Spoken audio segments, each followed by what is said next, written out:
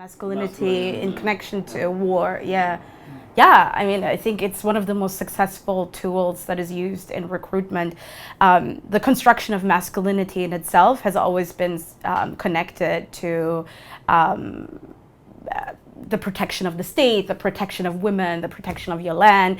And so when you state, especially as an active soldier, when you state, I no longer can participate in the killing of others for the protection of my country, you definitely come across a toxic masculinity. And a lot of our clients are told by, their commander, and the chain of command very much uses this as a tool to say, you are not a man if you can't first you said yes to this obligation, right? So saying something and then signing a contract, an agreement, and not standing up for that and not fulfilling your word is one, cowardly, right? Like, it's the worst version of a man that you can have, because your word doesn't mean anything. You gave your country your word and now you are rescinding that.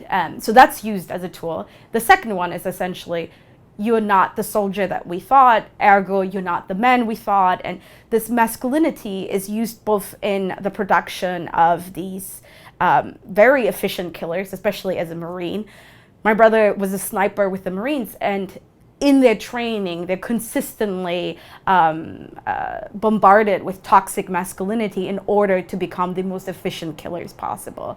And so I think these different formulations of what a man should be has always been connected to military service, but also connected to this very specific type of violence that's done for a reason, right? The reason being the protection of the state. And especially post 9/11, I had so many high school friends that immediately joined one of the branches because they felt that the country in itself was under attack, and therefore what men should do, even in the 2000s, was to protect the country and leave the women behind, right?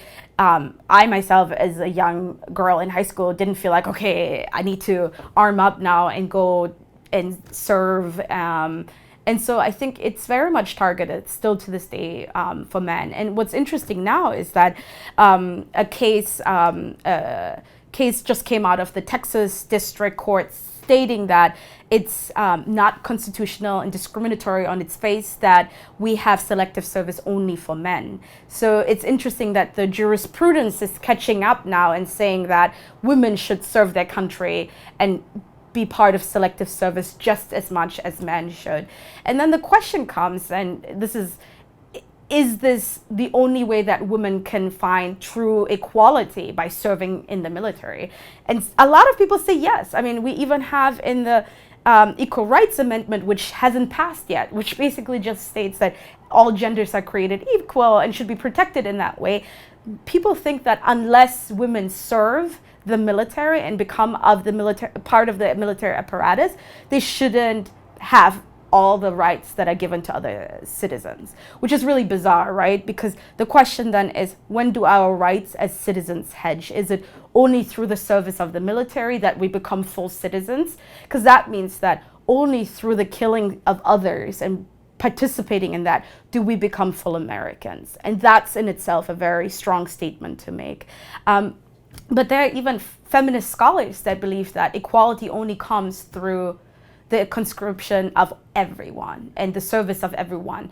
And while I think that all women who want to serve in the military should serve, and they should experience safe and equal rights within the military branches, I think it's really bizarre to state that, as a feminist, to state that the only way that you become equal and free and enjoy all the rights of male citizens is through the service of military. That's a statement that I wouldn't feel comfortable as a feminist to make.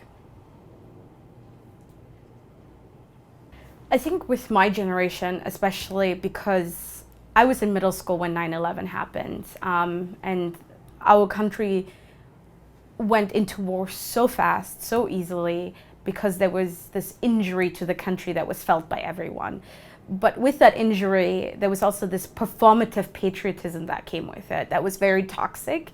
And I think with my generation now and the younger generations who weren't even alive when 9/11 happened, we are unlearning that toxic patriotism that led to all these wars, because we're seeing the repercussions of that.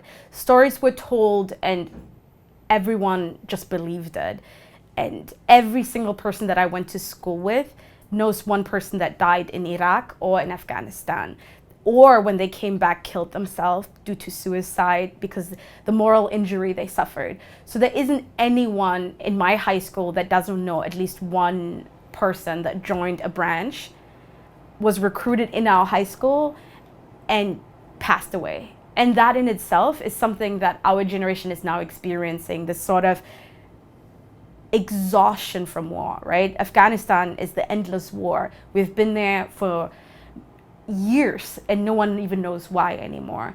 So I think that fatigue that is felt by the nation is also felt by the soldiers, it's felt by the families. With every soldier that goes away, there's a family that has to somehow bring them back when they come back. My brother came back and it took 3 years for our brother to be really back with us. And that's something that if you don't have the support system, that's when a lot of veterans end up with addiction, when they end up on the streets, when they end up without the support system they need. And somehow the nation tells them it's your fault. It's because you weren't strong enough to get your act together because the support was there, which in reality, a lot of times it's not. And in reality, the injury they suffer on their psyche is not something that is normal, but it's normalized because that's the only way you can keep recruiting people, I think, and recruiting young people. The army now has such a difficult time meeting their numbers every year that they decided that they need to recruit younger and younger people, meaning the first time that they should be in contact with a teenager should be at age 13 or 14. So at age 13 or 14, they need to make the military service look cool, look normal, look like a possibility as a career choice, because by the time teenagers are now 16, 17, they already have complicated what it means to go abroad and serve your country in this really violent way. The army can literally not keep up with the numbers because we are realizing it's by far more than a sacrifice to your country. It's a sacrifice that shouldn't be normalized, and it's a sacrifice that a lot of times shouldn't even be made, to be honest. So I think it's changing. Even with AOC in New York, there are politicians now, young politicians, that are saying, let's figure out why we're sending this many Americans, 17 and 18-year-olds abroad, damaging them in an irreparable way, and then when they come back, the VA doesn't even support them the way they need to. And to be honest, I don't even think you can provide enough support for veterans and soldiers who have seen the things they've seen or committed the acts that they have on behalf of their country, because I think it's something that isn't normal to your psyche.